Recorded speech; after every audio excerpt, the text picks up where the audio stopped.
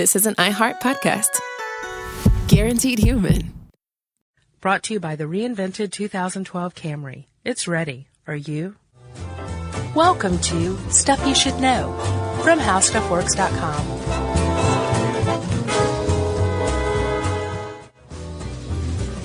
Hey, and welcome to the podcast. I'm Josh Clark.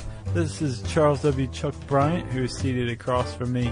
Hello. And you put the two of us together, you get a podcast called Stuff You Should Know, like it or not. Exactly. How are you doing? I'm well, sir. I'm glad.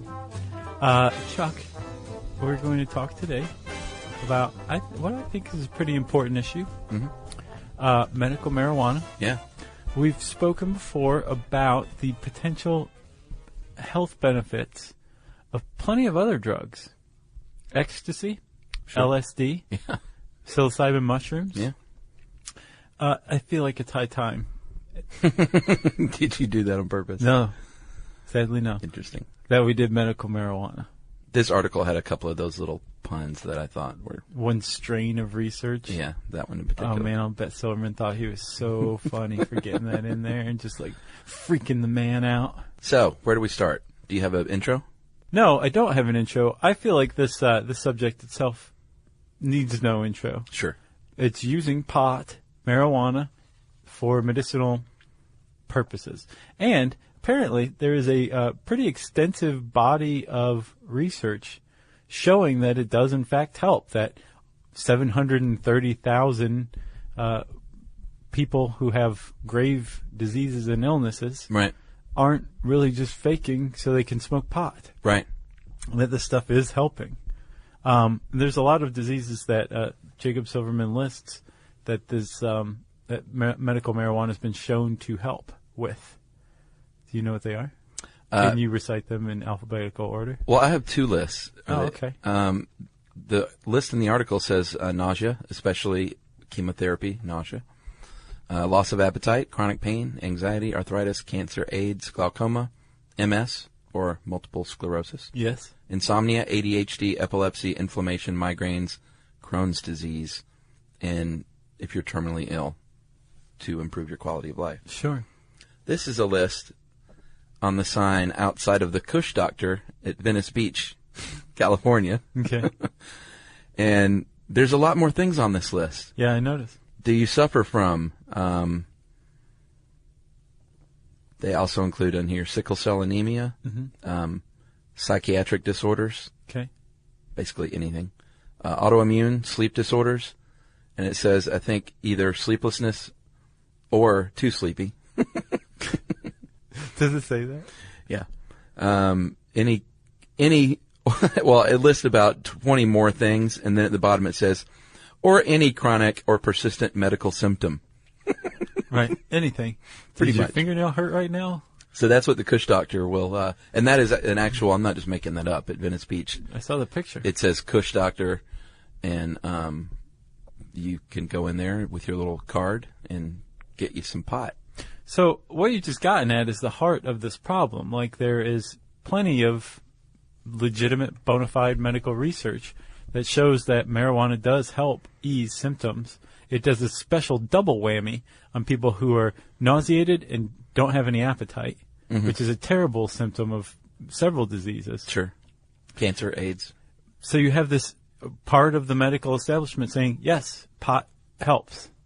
And then you have the drug warriors, the DEA, lots of U.S. district attorneys, plenty of the square Americans saying, no, it's a drug, and there's going to be plenty of guys like the Kush Doctor who are just going to sell it to anybody they can and use any medical marijuana laws that you enact as a shield to operate criminally from behind. Yeah, like don't take that drug, take these drugs. Yes. So, for a long time, the medical marijuana idea has been taken up by states. It's been a states' rights issue also. But the federal government apparently was the first ones to ever legalize or sell or supply legal medical marijuana from a program that ran from 1970 to 1992. it kind of petered out, and the states, starting with California, really took up the cause. Yeah. For a while, that did not sit very well, especially during the Bush years. That did not sit well with the federal government, and the feds used to routinely raid legitimate medical pot dispensaries that were operating within the letter of state law. Right. Because federal law supersedes state law, so the DEA can raid you anytime they want. Yeah. Because according to the federal government, pot's still a drug. It doesn't matter what your state says, right? Right. With Obama, he came into office saying, you know what, I'm not going to waste the resources of the DOJ on cracking down on legal pot operations. Yeah, that was in 2009. Yeah. And the Ogden memo. Yeah, and things really launched after that. Like more states passed legislation and more dispensaries, like in L.A. at the time after that passed. Yeah. They say there could have been up to 1,000 dispensaries in L.A. proper. Yeah. But then they counted and said, no, it was more like 600. This is a lot. Yeah, that's a whole lot. Yeah. But what happened recently?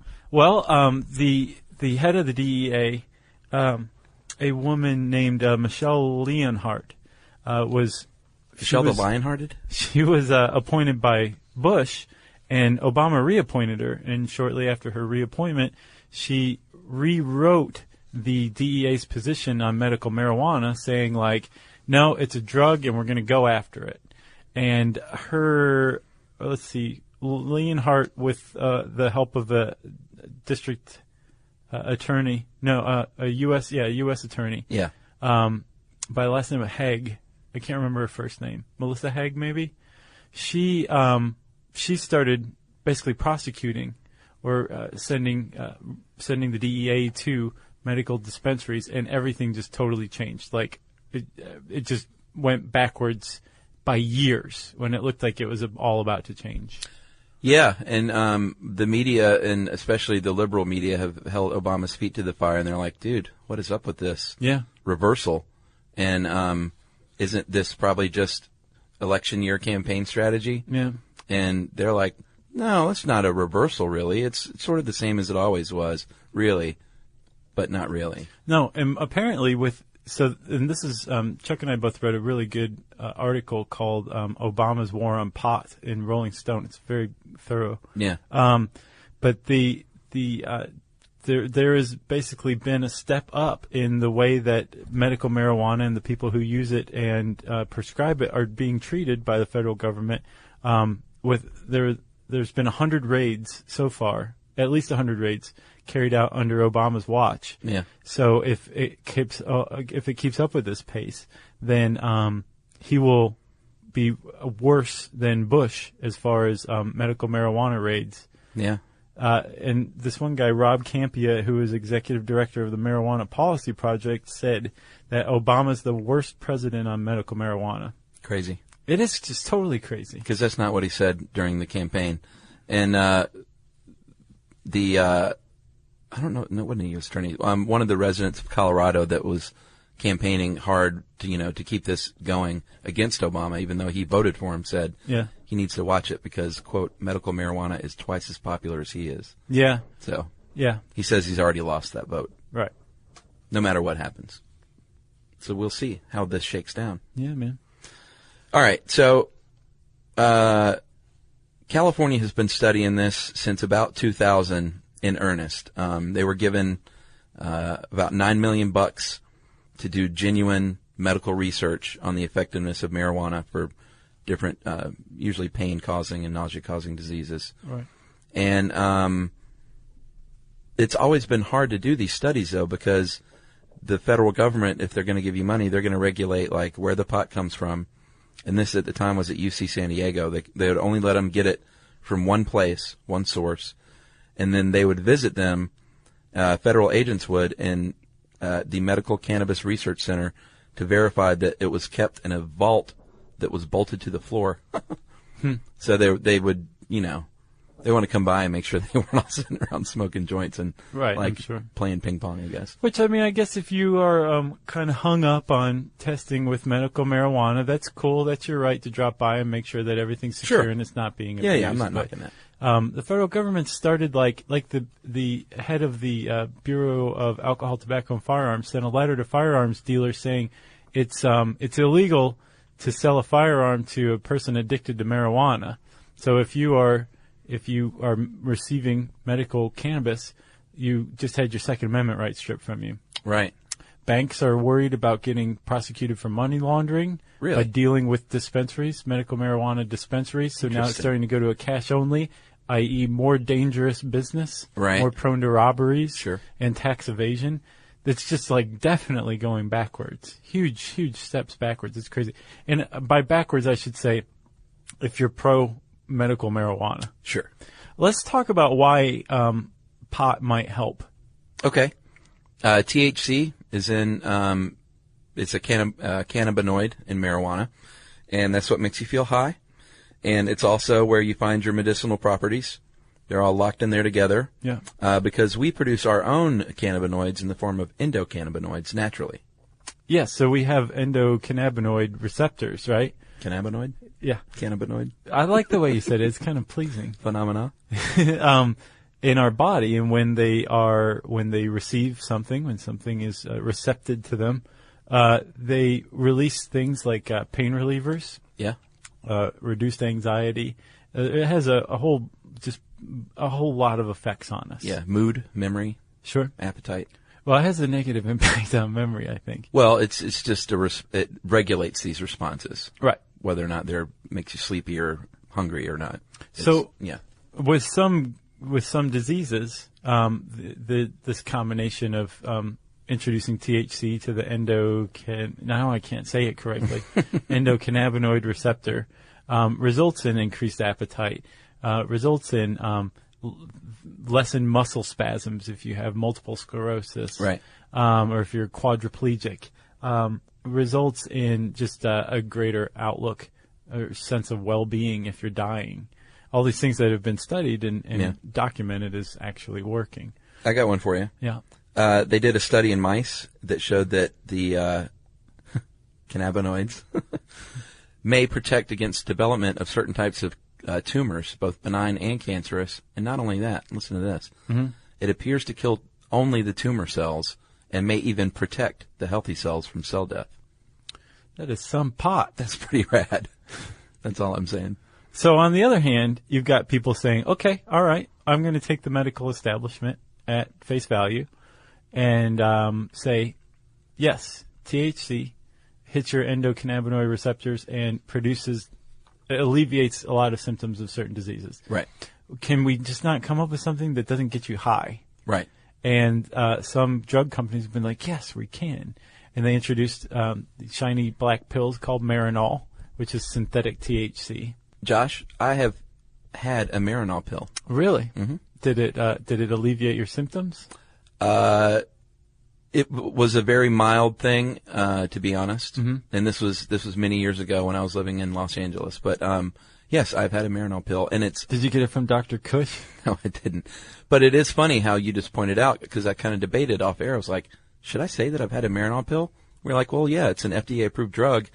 Like, you can say that, but you can't say, yeah, I've smoked pot and not get, the cross-eyed stares. Sure. It's just interesting. Yeah, it is.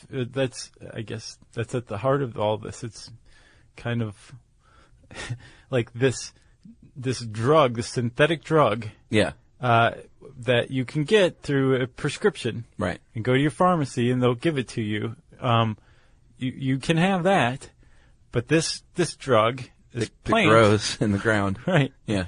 That actually works better than this other drug, the synthetic version of it. Yeah. Supposedly. That's the big complaint against Marinol is that it's a synthetic THC, but it's lacking some really important parts. Yeah, well, and it absolutely is lacking. I mean, chemically, it's lacking. But you can't have that. Right. And I'm really reminded of this, this is where, witches and doctors came from. Mm-hmm. From the struggle of, the Middle Ages. So where science was really starting to kind of come about and to basically maintain a foothold or create a foothold for itself over Western society, it had to get rid of its rivals, which were traditional healers who very quickly became witches and outcasts and were ostracized as backward and possibly even evil. So don't go to them. Come to me, because I'm the guy with the beak on who can protect you from the plague. Look at you, Arthur Miller. But isn't that kind of analogous? Yeah, I think so. Yeah. There's also that's very astute, Josh. Thank you. There's also Sativex, which is a pain reliever, and it is actually an extract of real marijuana administered by spray. And I think they have this in England, Spain, and Canada, and it's in trials here in the U.S. Yeah. So that's not synthetic. That's actually an extract. Yeah. Right. I'll bet everybody who uses it goes, oh. Like, yeah, I don't feel any pain, but... Might as well just use this, what's the stuff you spray when you have tonsillitis? Cepacol? Yeah, I might as well just use Cepacol. That's not the one I was thinking of, though. What is the other Chloroseptic. one? Yes. Yeah. So like you said, most experts agree that Marinol and Sativex actually in clinical trials show to have less of an effect than actual the marijuana plant itself. Right. But Less the of it. DEA points Right. out, TS, this is legal. And they make a pretty good point here that Marinol is to THC what morphine is to opium. Yeah. Like, yeah, you might need morphine. We're not going to tell you it's okay to go smoke opium for your pain. Right. There's morphine. Go use the morphine. It's legal, it's regulated, it's taxed, and it's not going to get you landed in jail unless you get your hands on it illegally. Yeah. So the feds are the ones who are definitely blocking this right now. I should say in a lot of states. There's 18 states, Yeah. including D.C., Yeah. that have laws on the books that say, yeah, man, we've got legalized medical marijuana to some degree. Yeah. And Oregon is the king daddy of medical marijuana. I thought California was. No. Is that right? Yeah, I mean, there's probably more dispensaries and things like that. But in Oregon, you are allowed to possess up to 24 ounces of what they call usable marijuana. I almost just did a spit take. I know. Or 24 plants, 6 of which can be mature, 18 of which can be immature, which means they're like flowering, budding plants. They wear jean jackets. So Washington's right behind them. You can possess 24 ounces or 15 plants. And not surprisingly, there are no states in the Southeast, and Michigan is the only state in the Midwest. So yeah, in these Bible Belt areas, you're not finding any pro-marijuana, medical marijuana Right. states going on. And insert your own Detroit joke here. We don't have to read through just all those other hippie states, plus Iowa and New Jersey. Yeah, that's so surprising. Yeah, I was Iowa surprised and New about Jersey have them. Maryland. Yeah, The thing is, though, is a lot of these, like you said, a lot of them rush to get laws on the books. Delaware. I think Delaware just wanted to be like, hey, Like, oh, Maryland's doing it. Yeah. remember us? We're really a state. But a lot of them have backed off. Like Rhode Island's Governor Lincoln Chafee is a vocal supporter of medical marijuana Oh, really? and a big critic of the federal government for using like goon squad tactics to like fight it and basically overrule state law. Right. But even he's backed down because federal prosecutors have been like, "Hey, don't make us come after your state employees who are running these dispensaries because we'll put them in jail." Right. And they can do it. 34 states, Josh, have laws passed that recognize marijuana as having medical value. And I think New Mexico was the first one, actually, in 1978. Oh, yeah? Yeah, even before California. And, however, you know how these laws go. It's like the gay marriage laws. It's like, it's legal, and then it's repealed. And then it's legal, and then it's repealed. And you can do it here, and now you can't. Yeah. So there's been a lot of back and forth over the years with states, sort of on a roller coaster, duking it out with the federal government. Yeah. Interesting. So let's talk about California. Let's take California as a state. Yeah, I love that place. I love California. So California was, they were the first state with legal medical marijuana, right? I think so. I think it's Prop 215. And they said, hey, if you have a doctor's recommendation, because we should point out there's no doctor that can legally prescribe marijuana. Because there's no place to get it. Yeah. Exactly. If you walk into your local drugstore, they'll be like, get out of here. We got Marinol. You want some of that? But we don't have any pot.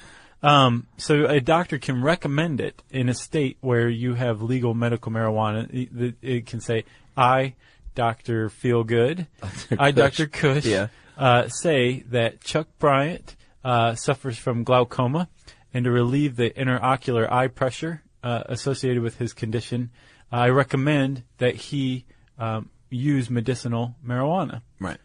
And then that's that. Signed, Dr. Cush, right? Yeah. And you, being a medical pot recipient, would keep that letter on you at all times. Sure. Depending on if you were in California, which also passed a supplemental law saying, you know what, you can lose your doctor's note or whatever, so let's just issue ID cards to people who have a doctor's recommendation.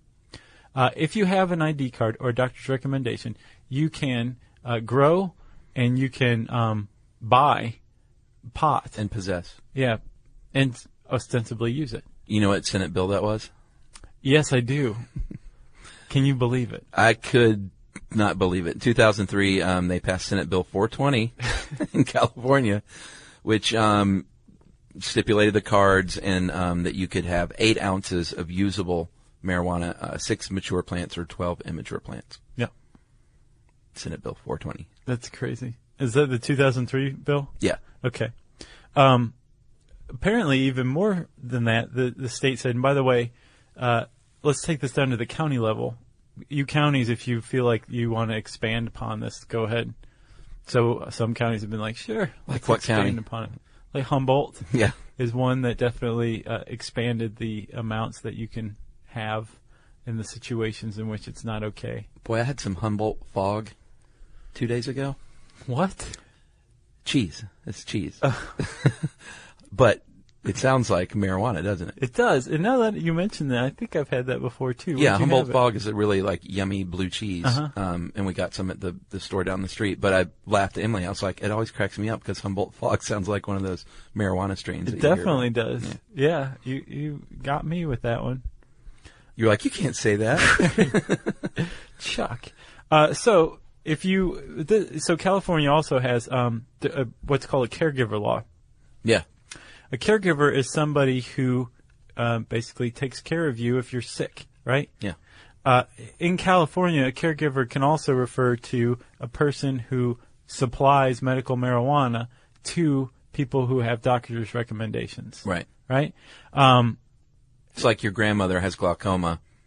She doesn't know where to score. Right. So you could be her caregiver and get this for her. Or you can be the guy who's growing it for her. Right. Did you ever see the Curb Your Enthusiasm where Larry got pot for his dad? He got medical marijuana for his dad because he had, I think it was glaucoma. And he smoked with him and showed him how to do it and everything. Yeah. And like went in the bathroom and freaked out. It was pretty funny. Yeah, and the whole buying process, it was the guy from Lost, Hurley from Lost was the pot dealer. Haven't seen it. It was really, really funny. It was good. Oh, yeah. Did you ever see the Mr. Show sketch about medical marijuana? Oh, yes. With Classic. the pharmacist who has the brownies? Yeah, yeah. And he always wants to play like the music he recorded on his 4-track for everybody. That was a good one, too. Well, it's funny you mentioned that, though, because at some of these dispensaries, you can buy things like brownies and butter and cookies and smoothies. And yeah, because not everybody wants to smoke pot who has medical cannabis. Exactly. Okay, so you have a recommendation. You have a caregiver that you go to. Yeah. And the caregiver, see, this is where it gets really cloudy. Yeah, yeah. The feds don't go after patients, even during the Bush years. And now, which is worse than the Bush years, they've never gone after patients. Yeah. It's basically don't go after the patients. Caregivers used to be protected. Mm-hmm. But because caregiver is also basically synonymous for pot dealer in medical marijuana states, that's no longer if you are one of those caregivers who's really like spending you live with your elderly grandmother, Right. and you're taking care of her, and she has medical marijuana that she takes, and you go get it for her, Right. you're in jeopardy now, too, because a lot of these operations have gotten very, very big. And though they may be bona fide and legitimate, Right. they may not be making any profit, which is part of the law. They are considered caregivers rather than like dispensaries or anything like that. So that's what's clouded the issue. That's where a lot of the protections for regular people who are caregivers are being stripped away. It got out of hand, and it was people like Dr. Kush sprung up. Yeah. And all of a sudden, there were dispensaries that weren't co-ops where you have actually members growing the weed for the co-op. Right. Did I just say weed instead of marijuana? Medical weed. Yeah, medical weed. They supposedly, a lot of them were buying it illegally, making profit off of it, and kind of screwed it up for the legitimate ones. Yeah. So it is a cloudy issue. That's where we're at right now. Basically, it sounds like there were either some groups who just want pro or decriminalization of marijuana altogether. Sure. Who are using this issue to just force it through, hammer it through. Yeah, yeah. Or, probably, more realistically, there were just a bunch of pot dealers who found like a lot of very easy customers by supplying these co-ops. Yeah. So, Americans, by and large, if you believe polls, are in favor of medical marijuana for people who really need it. CBS News did a poll last year. 77% of Americans thought doctors should be allowed to prescribe it for serious illness. And there was a Gallup poll in 2010 that said, do you favor or oppose to allow medical marijuana just to reduce pain and suffering for people with disease? Yeah. And 70% were pro. 27% said, oh, and 3% said no, absolutely not. wow. So it's pretty low percentage. It is. And again, we're pointing out this is for people who need it for their disease. It's not to be confused with pot legalization for recreation. Two different things. Did you know that the VA in 2010, I believe, said that recommended medical cannabis for soldiers returning home? What, for PTSD? Mm-hmm. I believe PTSD, I'm sure all sorts of other things. It's a legitimate course of treatment for soldiers returning from the front lines. Wow. Isn't that crazy? It's interesting. Yeah. And speaking of LA, they hit their peak in 2009-ish with, what they said, anywhere from 600 to 1,000 dispensaries. And they said, the city said, this is getting way out of hand. Like, you've got a strip mall over there with, 3 medical marijuana dispensaries in it. That's kind of ridiculous. So they ordered 439 of them to be closed. And I think what was it was only dispensaries that registered with the city after the council adopted the moratorium in 2007 were allowed to operate. So about 130 of the 600 roughly were allowed to stay open. Wait, that were registered after the moratorium or before? It says after, which... That doesn't make any sense. Yeah, it doesn't make any sense That's like at the all, most so. unfair law ever. This is from the LA Times, too. Huh. But now people are, filing lawsuits and such on patients' rights lawsuits and stuff like that. It's a wild ride, man. It's interesting to watch. Yeah. I hate to see anybody who can use the help of something like medical marijuana be denied it and suffer. Well, and that's the point of one of the attorneys is he's like, why should we treat them any different than the Vicodin patient or the OxyContin patient? Yeah. They did do a study, too, when they closed down all those hundreds of dispensaries about crime, and it was a Rand Corp study, and they found that crime went down with the dispensaries and crime went up when they closed them. Sure. But it was a pretty hinky study, admittedly. Really? Yeah, they only looked at 10 days before and 10 days after, and it was within 0.3 of a mile of the closed facility. There was a 59% increase in crime, and 24% within 0.6.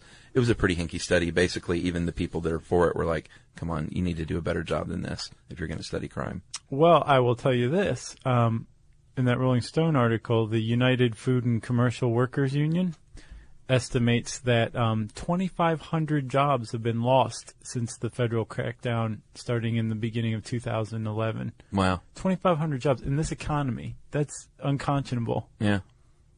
Jerks. All right. Do you have anything else? No, I don't. Let's do a follow-up on this in 5 years. Good idea. Yeah. You got anything else? I got nothing else. I don't either. If you want to learn more about medical marijuana, you can type those words into the search bar at howstuffworks.com. That's MARIJUANA, I believe. And since I said handy search bar, it's time for listener mail. Actually, I did have one more thing.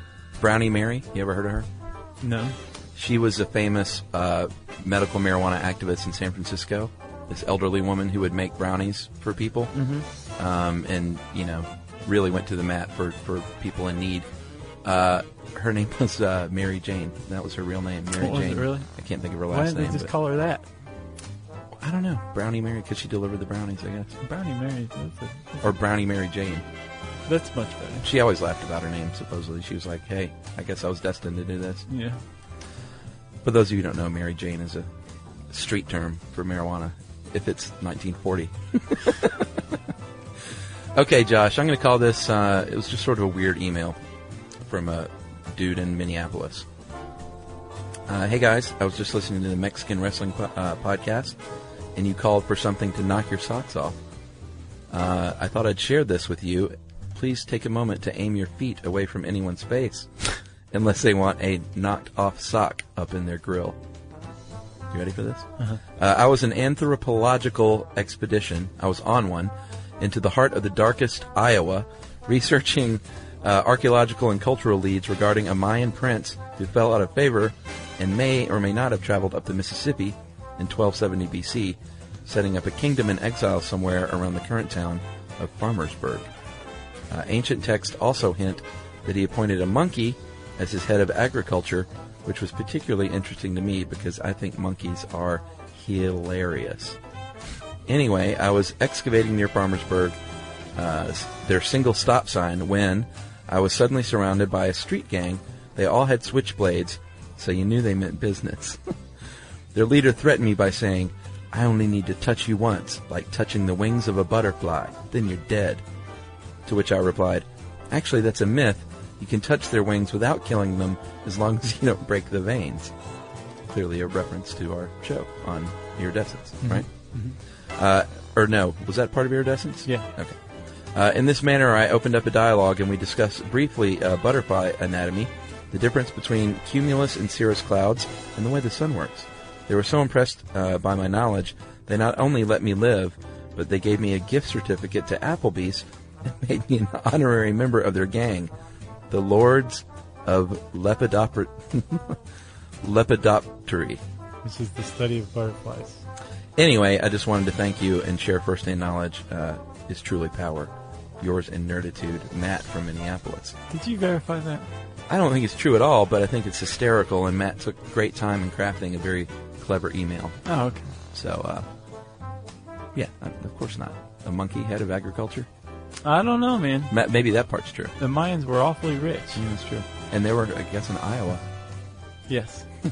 Well, let's see. If you want to take the time to craft a very clever email that captures our attention, we are always happy to read it. You can tweet it to us if it's really short. Tweet to SYSK Podcast.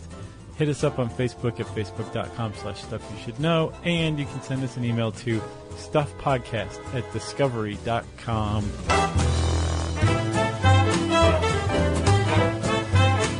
Be sure to check out our new video podcast, Stuff from the Future.